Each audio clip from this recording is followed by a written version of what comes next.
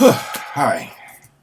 Good morning, folks. Welcome to the Banks Account. I'm your host, Kareem Banks, and we're going to get into week 8 of the National Football League. We're getting close to the midway point, so teams are starting to round themselves into shape. So we're going to get into that, dissect each game one by one. We already got one game in the books. The Denver Broncos took care of the San Diego Chargers 35-21 out in Denver on Thursday. I mean, nothing too surprising. I mean, we kind of expected that. Denver's offense is rolling. San Diego's defense, their secondary, a little banged up, so they weren't really at full strength. They just could not keep pace with that Broncos offense. Manuel Sanders, 3 TDs on the day.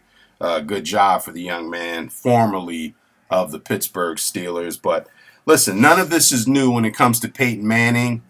During the regular season, we've seen them do it out there in Indianapolis, where they run the course 15-1, 14-2. I expect them to have another similar type season. All that really matters to me when it pertains to that guy is what he does in January. And we've seen him a little spotty in the month of January. So let's see what happens. Right now, Denver's the best team in football, period. I know Dallas has something to say about that, even maybe Philly. But right now, the Broncos are the best team in football at the moment.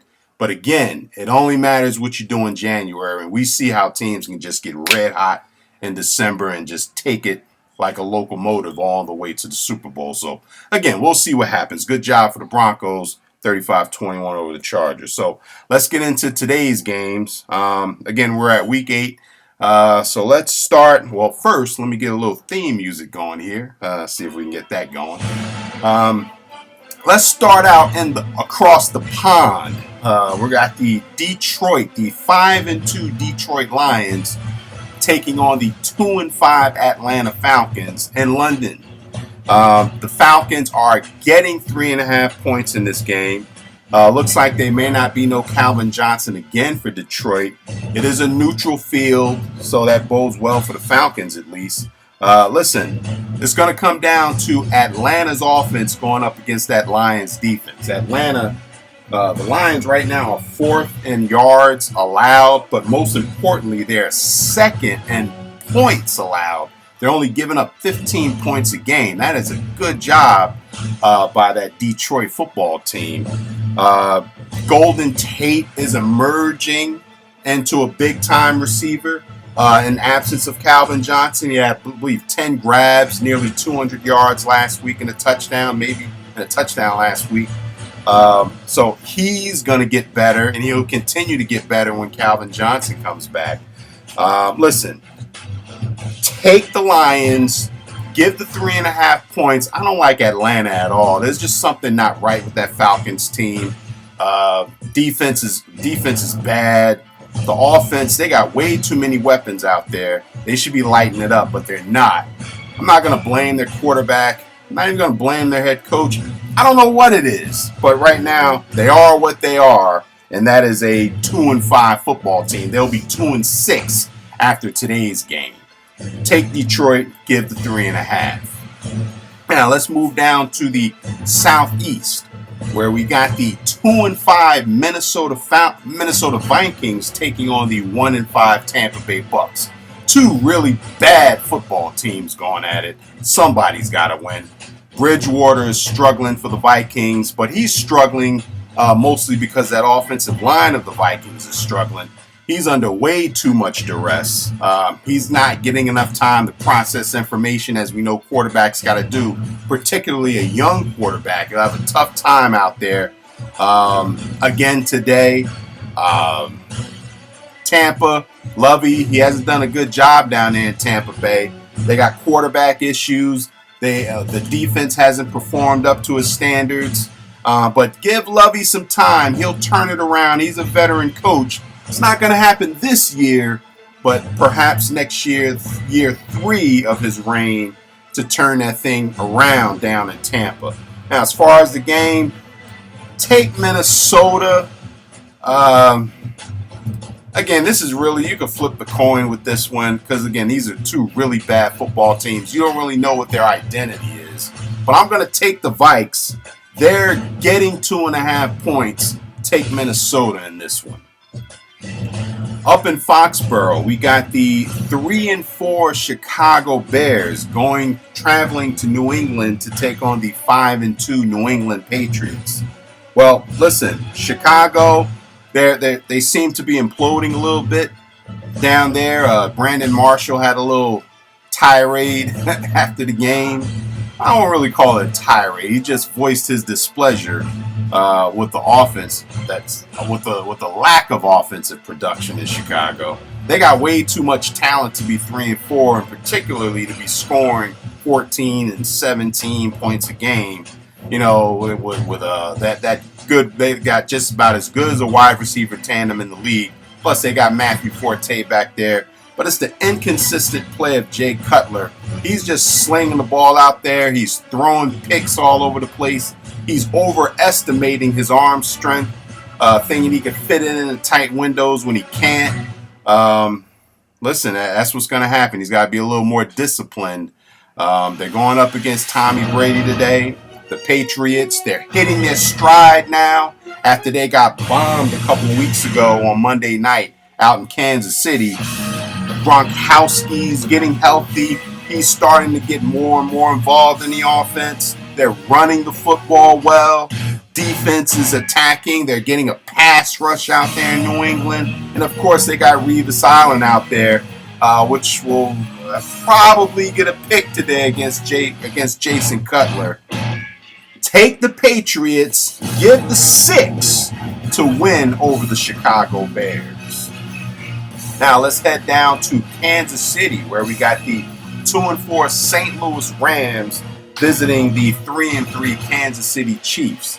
Now listen, the Rams, they coming off a big win over the world champs last week. Got a little help from some Norris points with a little trickery on the special teams. But listen, they're going out to Kansas City. We all know that's a tough place to play. Their quarterback will struggle. Minimum of 2 turnovers for that St. Louis offense today. I think Alex Smith has a nice game. I think Jamal Charles has a big game. I'm pretty sure he's going to play. I know he had concussion-like symptoms on the last game, but I'm pretty sure he's going to play. Take Kansas City. It's safe to give the 7. Take the Chiefs to win over the St. Louis Rams. The 3-3 Seattle Seahawks are traveling to Carolina to take on the 3-1 Carolina Panthers. Now, listen, the world champions are struggling right now. They got a little bit of, seemed to be a little locker room turmoil. They shit Percy Harvin out of town. Apparently, this guy's getting into fights and all kinds of other nonsense. Talking about Russell Wilson's not black enough and he's too close to upper management. Well, when has a quarterback, particularly a franchise quarterback, not close to upper management and not have the ear of management?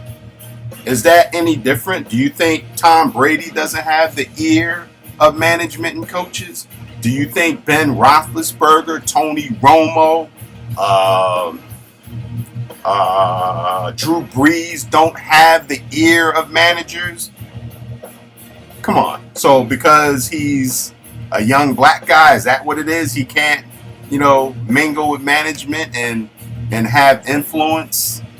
Well, I don't know. I don't know what's going on in Seattle, but they're too good of a team to be 3-3 in my opinion. They need to get this ship straight. I think they will today. Carolina is a Jekyll and Hyde team. You still don't know what you're going to get from them. Now, Seattle's giving 5.5 in this game. When they've won this year, they haven't won convincingly. Take Carolina with the 5.5. I think they'll lose the game, but I don't think they'll lose by more than 5.5. So take Carolina plus 5.5 in this game. I think Cam Newton will keep it close with young Russell Wilson. The Buffalo Bills, the 4-3 Buffalo Bills, are traveling to New York to take on the 1-6 New York Football Jets. Now, the Jets played very well in that Thursday night game against the New England Patriots out in Foxborough. And in particular, Geno Smith had a nice day, really nice day. I don't think he turned the football over. He was very efficient. They converted on third downs. They looked much, much better. I think it has more so with familiarity of opponents. Having said that, Buffalo has a stout offensive line. They got a decent pass rush. I kind of went back and forth with this one. I think I'm going to take the New York Football Jets. They're about ready to get a win. They've lost 6 in a row, so you got to kind of figure that at least they could get a win. If they're going to get a win over the next few weeks, at home against Buffalo is the time to do it. So take the New York Football Jets. Give the 3. They're getting 3. Take the New York Jets to win at home over Buffalo. The 3-3 Miami Dolphins traveling to Jacksonville. Jacksonville's getting 6. Miami looks a little bit better coming off their bye. I like them in this game. Not much to say about it. Give the 6 points. They'll win in Jacksonville. Plus, they're used to that oppressive heat down there in Jacksonville, in Florida. Now, we got 3 statement games. I know time. 3 statement games coming up, which I call them statement games. We got the 5-2 Baltimore Ravens traveling to Cincinnati to take on the 3-2-1 Cincinnati Bengals. Now, when I say a statement game, Cincinnati was supposed to be a Super Bowl contender. Everyone loved Cincinnati, to win the division and to possibly come out of the AFC, at least get deep into the playoffs. They've struggled as of late. They got whacked out in New England. They tied with the Panthers. And then they go and pitch a donut on the road to the Indianapolis Colts. That's a bad performance. Joe Flacco, he's playing well. Steve Smith Sr., how about Steve Smith Sr.? He is having that is a phenomenal athlete. I'll give credit where credit is due. What is he, 35, 36? Steve Smith is balling right now. He looks like a 25-year-old out there right now. He's really getting it done. Surprise, surprise, man. How about that? I'm actually happy for Steve Smith Sr. I can't stand his team. I loathe the Baltimore Ravens, but nevertheless, I think Cincinnati bounces back in this one. I don't think they're going to lose. I just don't think they're going to lose 3 in a row. They're at home, division game. Take the Bengals. They're getting 2 in this football game. Take Cincinnati to win in this game. Out in the desert, we got the 5-1 Philadelphia Eagles traveling to Arizona to take on the 5-1 Arizona Cardinals. Now, this game also a statement game. And the reason I say that, Arizona, do we think they're really this good? Well, if you're this good, knock off Philadelphia. Knock off Philadelphia. They improved to us that you're this good. Carson Palmer's playing. You're kind of nursing your team back to health.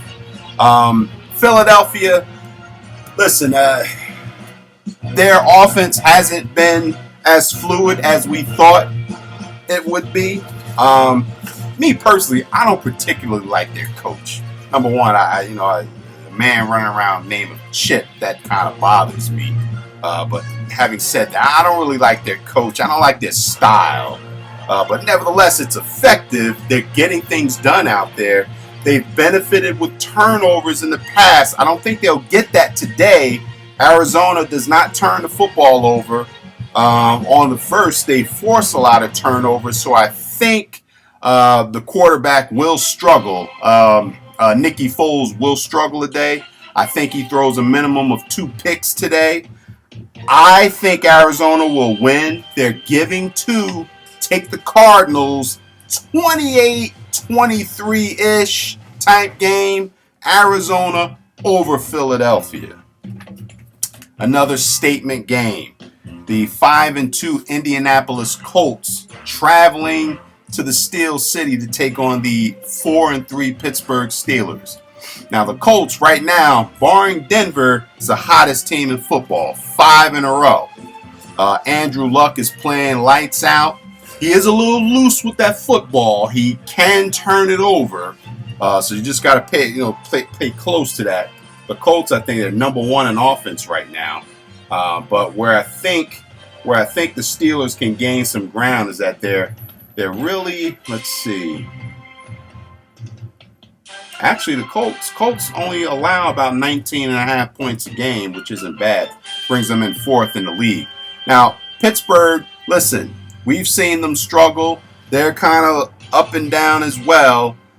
This is a statement game. They got off to a slow start Monday night against the Texans. They were able to sort of turn it around with a flurry of points. You're not going to get those flurry of points this week, but I think we could muster enough offense to combat Indy and Andrew Luck. We should be able to slow them down a little bit. Our pass rush is starting to sort of get to the quarterback. We're getting Ryan Shazier back in the lineup this weekend. Take the Pittsburgh Steelers, as that's a surprise. Take the Steelers. They're getting 3 at home against the Indianapolis Colts. The Oakland Raiders, the 0-6 Oakland Raiders, are traveling to Cleveland to take on the 3-3 Browns. Browns are giving 7.